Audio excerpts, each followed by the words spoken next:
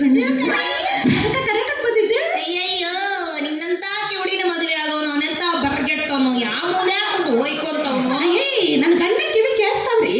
ನನಗ ಒಂದಿಟ್ಟ ಮಂದ ಇಕ್ಕಿಗಿಟ್ಟ ಮಂದಂತ ನೀನ್ ಹೆಣ ಎತ್ತಿ ಪೂರಾ ಕೇಳಂಗಿಲ್ಲ ಅಂತ ಅನ್ನಿ. ಊರ್ ಬಿಟ್ಟು ಹೋಗಂಗಿಲ್ರಿ ಅವ್ವ.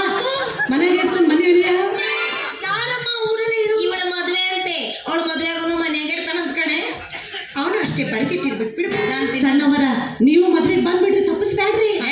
ನೀನಂತ ಅಧಿಕಾರಿ ಮನೆ ಮದುವೆ ಬರಕ್ ನಾವೇನ್ ಕೂಳ್ಕೊಂಡಿಲ್ಲ ಅಂತ ಮಾಡಿ ಹೋಳಿ ಮಾಡಂಗಿಲ್ರಿ ಅವ್ವ. ಹೋಳಿಗೆ ಮಾಡ್ತೀವಿ ಹೋಳಿಗೆ. ಅಶ್ವಿನಿ ನನ್ನ ಸಾಯಿ ಹೊಡಿತಾಳಿಕೆ ಕಳಿಸಕ್ಕಿಲ್ಲ. ಅವರ ಬರ ಮುಂದ ಗಿಪ್ಪುಟ್ಟು ತಗೊಂಬರ್ರಿ. ಗಿಪ್ಪುಟ್ಟು ಮದುವೆ ಕರೆಯಕ್ಕೆ ಬಂದಿಲ್ಲಿಕ್ಕೆ ಗಿಪ್ಪುಟ್ಟು ಬೇಕಂತ ಈಗ ಏನ್ ಬೇಕವ ಗಿಪ್ಪುಟ್ಟು? ಬಾಳ ಬ್ಯಾಡ್ರಿ ಅವ. ಒಂದೆರಡು ತಲೆ ಬಂಗಾರ ಚೈನ್ ಆದ್ರೆ ಸಾಕು.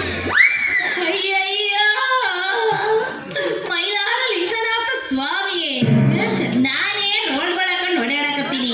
ಈಗ ಎರಡು ತಲೆ ಬಂಗಾರ ಬೇಕಂತ ನಮ್ಮ ಶಾಣಕ್ಕೆ ಇಂಥದ್ದು ಮಾಡಿಸ್ಕೊಡ್ತೀನವ. ಭವತಿ ಭಿಕ್ಷಾಂದೇಹಿ.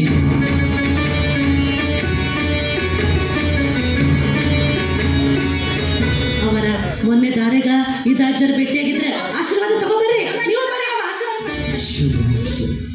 ಹೇಳಿದ್ದು ಕೇಳಿದ್ದ, ಕೇಳಿದ್ದು ತಿಳಿಯುತ್ತ, ನಿನ್ನ ಬಾಳ ಬೆಳಗುತ್ತ, ನೀನು ಹೋಗ್ಬಾರ್ದ. ಏನಂದ್ರಿ ನೀವು ಭೇಟಿಯಾಗಿ ನಮ್ಮ ಅಪ್ಪಗೆ ಹೇಳಂದ್ರ ಹೇಳ್ತೀನಿ. ಅವರ್ ಬರ್ರಿ. ಬರ ಮುಂದ ಪ್ರೆಗ್ನೆಂಟು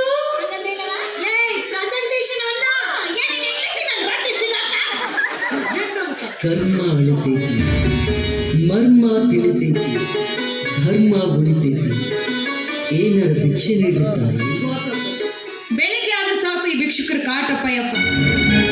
ಮನೆಗೆ ಕೂಳು ಉಳಿತಂದ್ರೆ ನಾಯಿ ಹೋಗ್ಕಂದ್ರೆ ಬಂದು ಬಿಡ್ತಾವ ಯವ್ವ ತಾಯಿ ಅಂತ.